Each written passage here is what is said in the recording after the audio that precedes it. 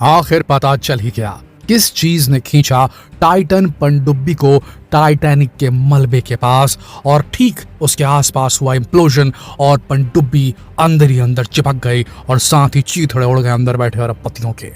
वो चीज कौन सी थी, इसे समझने के लिए पहले आपको क्रोनोलॉजी समझनी होगी। क्रोनोलॉजी कि किस प्रकार से ये जो घटनाक्रम है ये हुआ, और इस घटनाक्रम के पीछे जो सबसे बड़ा कल्प्रिट है वो निकल कर सामने आ रहा है खुद का खुद ओशन गेट। जी हाँ, अभी वैसे तो जांच चल ही रही है, लेकिन जांच के नतीजे आने से पहले कुछ ऐसे पॉइंटर्स सामने आए हैं, कुछ ऐसे क्लूज सामने आए हैं जो साबित करते हैं कि इसमें गलती कहीं ना कहीं पनडुब्बी की ही थी। जी हाँ दोस्तों, आपको बता दें रविवार को यूएस नेवी जो थी उसे एक कैटास्ट्रोफिक इम्प्लोजन का साउंड उसने कैप्चर किया था, लेकिन वो जानते नहीं थे कि किसका है। ये ठीक उसी वक्त का था जब समझ लीजिए कि टाइटन पनडुब्बी का संपर्क उसकी मदरशिप पोलर प्रिंस से टूट गया था। जी हाँ दोस्तों, टाइटन पनडुब्बी जिसके अंदर 5 अरबपति सवार थे, वो एक मदरशिप के साथ समंदर में चल रही थी। मदरशिप सतह के ऊपर रहती थी, पोलर प्रिंस उस मदरशिप का नाम था, और उससे कनेक्टेड जो ये सबमरीन थी ये नीचे उतरी थी टाइटन नाम की मलबा देखने के लिए, टाइटैनिक के रैकेज का टूरिज्म करने के लिए।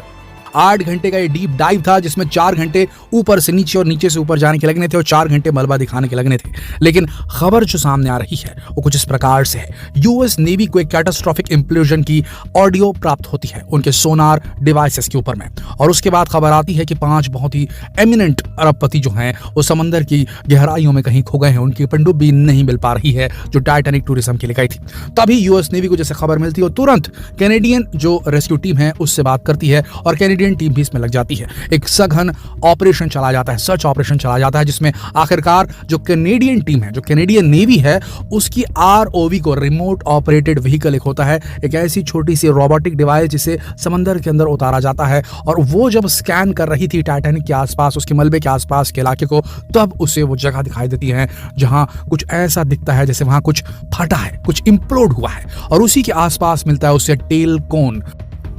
टाइटन पनडुब्बी का पिछला हिस्सा जिसमें 5 अरबपति सवार थे। और उसके बाद सारी चीज एकदम साफ हो जाती है, क्योंकि जो व्यास था, जो सरकमफरेंस था जहां पर वो इंप्लोड होने वाली जगह थी। देखिए दोस्तों, जिस प्रकार से सतह में हम चलते हैं, जमीन पर हम चलते हैं तो लोगों के फुटप्रिंट लिए जाते हैं, उसी प्रकार से जो अनछुई जगह है, समंदर की तलहटी एक अनछुई जगह होती है, वहां कोई चलता नहीं है, लेकिन वहां कोई मार्क बना रहे तो डेफिनेटली उसका बहुत बड़ा सिग्निफिकेंस होता है। तो कुल मिलाकर जो वहां फटने का, जो इंप्लोड होने के जो निशान थे वो साफ दिखा रहे थे। जो साइज था इंप्लोजन को बिल्कुल पनडुब्बी के साइज से मैच खाता था, और वहां टुकड़े मिलना शुरू हो गए पनडुब्बी के, जिससे ये कयास लगाए गए कि अंदर बैठे जो लोग थे उनका बचना और उनका मिलना दोनों मुश्किल है, क्योंकि जिस प्रकार की लहरें समंदर के ऊपर चलती हैं और वो किसी भी चीज को सैकड़ों किलोमीटर दूर तक फेंक सकती है, ठीक उसी तरीके से समंदर के नीचे काफी दबाव और प्रेशर रहता है, और यहाँ जो करंट चलता है, यहाँ जो अंदर ही अंदर लहरें चलती हैं, वो बड़ी से बड़ी चीज को कईयों किलोमीटर तक आगे पीछे कर सकती है। तो ऐसे में उनका शरीर जो है मिलना बेहद मुश्किल। लेकिन यहाँ पर जो सबसे बड़ा खुलासा हो रहा है वो ये हो रहा है कि एक बाप बेटा, एक और अरबपति बाप और उसका बेटा,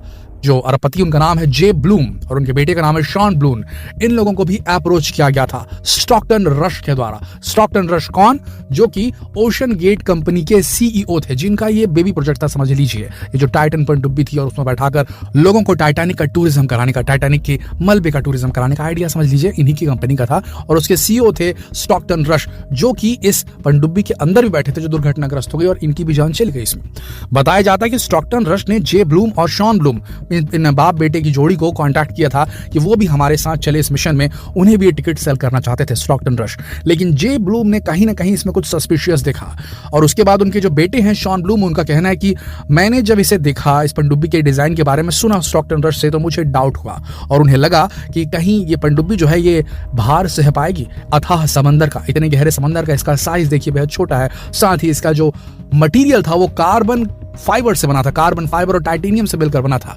और खुद स्टॉकटन रश ने, और ऐसे कई सारे वीडियोस भी इंटरनेट पर अवेलेबल हैं जहां स्टॉकटन रश कहते हुए सुने जा रहे हैं कि हम रूल्स ब्रेक कर रहे हैं, हम ऐसे मटेरियल की तलाश में हैं जो ऐसी पनडुब्बी बनाए जो कम बजट में हमें समंदर की सतह के नीचे, एकदम नीचे तलहटी तक लेकर जाए, और उसमें उन्होंने सफलता प्राप्त कर ली है, ऐसा उनका कहना था। बाद में जे ब्लूम, जब उनका इंटरव्यू सामने आया, ये जे ब्लूम और शॉन ब्लूम थे, ये भी उस पनडुब्बी में सवार होने वाले थे, लेकिन एंड टाइम इन्होंने टिकट लेना अपना कैंसिल कर दिया और इन्हीं की जगह पाकिस्तानी बिजनेसमैन शहजादा दाऊद और उनके बेटे 19 साल बेटे थे उनके, वो शामिल हुए उसमें और वो अब नहीं रहे। तो जब ये खबर उन्होंने पढ़ी जे ब्लूम और शॉन ब्लूम ने कि जिस सीट पर शायद वो दोनों होने वाले थे, ये दोनों बाप और बेटे होने वाले थे, उनकी जगह कोई और बाप बेटा शहीद हो गया है,